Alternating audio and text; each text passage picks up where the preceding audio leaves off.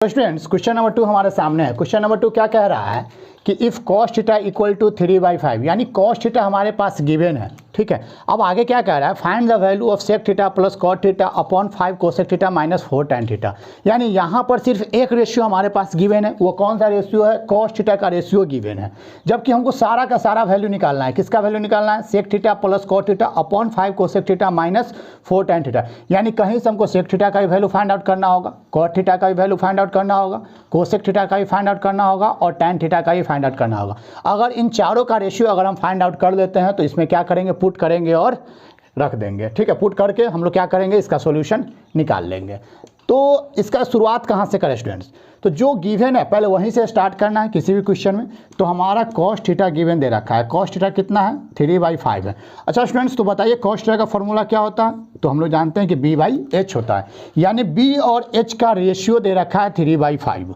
ठीक है, तो हम यहाँ पर सपोज कर सकते हैं, क्या सपोज कर सकते हैं कि दोनों में जो कॉमन वैल्यू रहा होगा वो कितना रहा होगा? K रहा होगा। तो हम सपोज कर सकते हैं कि कॉमन वैल्यू कितना है? K है। अगर सब कॉमन वैल्यू K रहा होगा तो हमारा B कितना हो जाएगा स्टूडेंट्स? 3K हो जाएगा, बेस 3K हो जाएगा। और H कितना हो जाएगा? तो 5K हो जाएगा। यानी B निकल चुका है, H निकल चुका है। हमारे पास क्या नहीं है? तो P नहीं है। तो P यानी परपेंडिकुलर नहीं है। तो P का फॉर्मूला हम लोग क्लास 7 में ही जब पाइथागोरस थ्योरम पढ़ते हैं वहीं पर बताया जाता है। क्या होता है? H² minus of B²। ये कैसे आया इसको एक बार और समझ लेते हैं, क्योंकि हम लोग जानते हैं पाइथागोरस थ्योरम क्या कहता है कि H का स्क्वायर यानी हाइपोटेनस का स्क्वायर किसके बराबर होता है? तो परपेंडिकुलर का स्क्वायर प्लस बेस के स्क्वायर के क्या होता है? बराबर होता है। ठीक है, यही हमारा फॉर्मूला होता है। तो यहाँ से हमको क्या निकालना था? परपेंडिकुलर निकालना था। तो परपेंडिकुलर निकालने के लिए B को इस तरफ लेकर चले आइए, यानी H² माइनस ऑफ B² क्या हो जाएगा? P²। यानी P का फॉर्मूला हम लोग लिख सकते हैं √H² माइनस B², यही लिखा हुआ है। अब ये भी H पता है, B पता है, तो हम P निकाल सकते हैं। निकाल लीजिए। H कितना है? 5K²। ठीक है, माइनस ऑफ B कितना है? 3K²। यानी ये कितना हो जाएगा? 3K²। यानी P बराबर √ कितना हो जाएगा students? 25K² minus of 9K²। यानी यहाँ से अगर हम सॉल्व करें तो P इक्वल टू √ कितना आ जाएगा? 16K²। यानी P इक्वल टू आ जाएगा, 16 को बाहर निकालिएगा तो 4K² को निकालिएगा तो K, यानी P का वैल्यू कितना आ जाएगा स्टूडेंट्स? 4K। तो अब हमारे पास तीनों चीज़ निकल करके सामने आ चुका है। तो स्टूडेंट्स यहाँ पर अगर आप ध्यान से देखिएगा, ठीक है, तो तीनों हमारे पास निकल करके आ चुका है। बेस भी निकल गया, परपेंडिकुलर भी निकल गया और हाइपोटेनस भी निकल गया। यानी अब जो भी रेशियो चाहिए हम सभी रेशियो क्या कर सकते हैं? फाइंड आउट कर सकते हैं। अगर हम सेक थीटा लिखें तो हम लोग जानते हैं सेक थीटा तो किसका होता है? कॉस थीटा का रिवर्स होता है। तो इसको जस्ट उल्टा कर दीजिए, सेक थीटा का वैल्यू कितना हो जाएगा? 5/3। ये तो हमारा पहले से ही निकला हुआ है एक तरीका से। कॉट थीटा का वैल्यू कितना होता है स्टूडेंट्स? तो हम लोग पढ़े हुए हैं कि B/P होता है। ठीक है, कॉट थीटा का वैल्यू कितना होता है? B/P। तो B कितना है हमारे पास स्टूडेंट्स? 3K। और P कितना है हमारे पास? 4K। यानी K से K कैंसिल आउट हो जाएगा फिर से, और कितना आ जाएगा? 3/4। तो कॉट थीटा का भी वैल्यू फाइंड आउट हो चुका है। अब कितना है? Cosec theta. अगर हम लोग कोसेक थीटा का वैल्यू निकालें तो कोसेक थीटा का क्या होता है फॉर्मूला स्टूडेंट्स? H/P। तो H हमारे पास कितना है? 5K। और P कितना है हमारे पास? 4K। यानी K से K कैंसिल आउट हो जाएगा तो कितना आ जाएगा? 5/4। अब कोसेक थीटा के बाद क्या है? Tan theta. टैन थीटा का वैल्यू कितना होता है स्टूडेंट्स?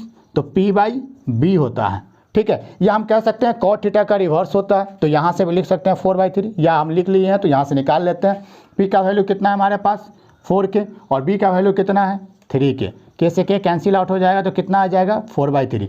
अब अगर आप ध्यान से देखें तो ये चारों रेशियो हम क्या कर चुके हैं? निकाल चुके हैं। सेक थीटा भी निकल गया, कॉट थीटा भी निकाल लिए, कोसेक थीटा भी निकाल लिए और टैन थीटा भी निकाल लिए। तो इन चारों को क्या कीजिए? पुट कर दीजिए जो हमारा दे रखा है। सेक थीटा के जगह पे कितना डालिएगा स्टूडेंट्स? 5/3 प्लस कॉट थीटा के जगह पे कितना डालिएगा? 3/4 अपॉन 5 मल्टीप्लाई बाई कितना? Cosec theta. कोसेक थीटा कितना है स्टूडेंट्स? 5/4। तो ये आ जाएगा 5 multiply by 5/4 minus 4 multiply by tan theta. Tan theta का वैल्यू कितना है? 4/3। तो ये आ गया 4 मल्टीप्लाई बाई 4/3, यही आएगा स्टूडेंट्स। अब इसको क्या कीजिए? सॉल्व कर दीजिए। सॉल्व कीजिए तो ऊपर वाला का अलग ऐड कर दीजिए, नीचे वाला का अलग ऐड कर दीजिए। ऊपर वाला का ऐड कीजिएगा तो एलसीएम कितना आ जाएगा? 3 और 4 का 12। ठीक है, 3 4 जा 5 4 जा 20, 4 3 जा 3 3 जा 9, पूरा अपॉन रेशियो, ठीक है। ये मल्टीप्लाई कीजिएगा कितना आ जाएगा, ये आ जाएगा 5 5 जा 25/4 माइनस ऑफ आ जाएगा 4 4 जा 16/3, यानी 4 3 का एलसीएम फिर से लीजिएगा तो कितना आएगा 12, ठीक है। 4 3 जा तो 25 3 जा कितना आएगा स्टूडेंट 75 माइनस 3 4 जा तो 16 4 जा कितना हो जाएगा 64। इसको सॉल्व करिएगा कितना आ गया, ठीक है। ऊपर में आ जाएगा आपको 29/12 और नीचे में आ जाएगा 75 में से 64 जाएगा तो 11/12। अगर आप ध्यान से देखें तो ये 12 और ये 12 कैंसिल आउट हो जाएगा, यानी इस पूरा का आंसर कितना आ जाएगा 29/11। तो इस प्रकार से हम किसी भी क्वेश्चन को क्या कर सकते हैं, सॉल्व कर सकते हैं। तो इस क्वेश्चन में हम लोग क्या समझे स्टूडेंट्स, ध्यान से समझिएगा। इस क्वेश्चन से हमको काफ़ी सारी बातें सीखने को मिला। सबसे पहले ये सीखने को मिला कि अगर कोई एक रेशियो गिवन है तो हम क्या कर सकते हैं, बेस हो चाहे परपेंडिकुलर हो चाहे हाइपोटेनस हो, सबको क्या कर सकते हैं, फाइंड आउट किया जा सकता है। एक चीज़ तो ये समझे। दूसरा चीज़ हम लोग ये समझे कि किसी भी रेशियो को निकाला जा सकता है, क्योंकि अगर ये चीज़ फाइंड आउट हो गया बेस परपेंडिकुलर हाइपोटेनस तो कोई भी रेशियो को हम लोग क्या कर सकते हैं, फाइंड आउट कर सकते हैं। तो स्टूडेंट्स नेक्स्ट क्वेश्चन हमारे सामने है, जो क्वेश्चन बहुत इंपॉर्टेंट है, ध्यान से समझिएगा, ठीक है। क्वेश्चन क्या कह रहा है कि इन अ ट्रायंगल ABC, एक ट्रायंगल है ABC जिसमें राइट एंगल किस एंगल पे है, C पे है। इतना तो समझ में आ रहा है, ठीक है, कोई दिक्कत नहीं है। अब कह रहा है जिसमें एंगल A और एंगल B क्या है, इक्वल है। तो हम पहले फिगर बनाने की कोशिश करते हैं जिसमें हमको राइट एंगल किस पे देना है, C पे देना है। तो हम एक काम करते हैं स्टूडेंट्स, ठीक है।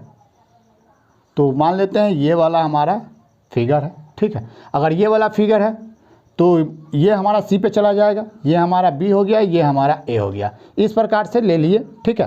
तो हमारा angle A, angle B, angle C तीनों निकल चुका है। ये हमारा एंगल A, ये हमारा एंगल B, ये हमारा 90 डिग्री, तो ये हमारा हाइपोटेनस हो जाएगा। इतना तो समझ में आ रहा है स्टूडेंट्स, ठीक है। अब क्या कह रहा है इसमें कि एंगल A और एंगल B दोनों क्या है, इक्वल है, यानी ये एंगल और ये एंगल दोनों आपस में क्या है, इक्वल है। तो हम लोग क्लास 7 में पढ़ते हैं स्टूडेंट्स, ठीक है, ध्यान से समझिएगा, क्योंकि हमको यहाँ पर क्या करना है, cos A और cos B को इक्वल प्रूव करना है, प्रूव नहीं करना है, एक तरीके से फाइंड आउट करना है कि cos A और cos B इक्वल है या नहीं है, या tan A और tan B इक्वल है या नहीं है। तो इसको फाइंड आउट करने के लिए हमको क्या चाहिए, साइड्स का रेशियो चाहिए। अब साइड्स हमको कहीं ना कहीं से साइड का रिलेशन चाहिए।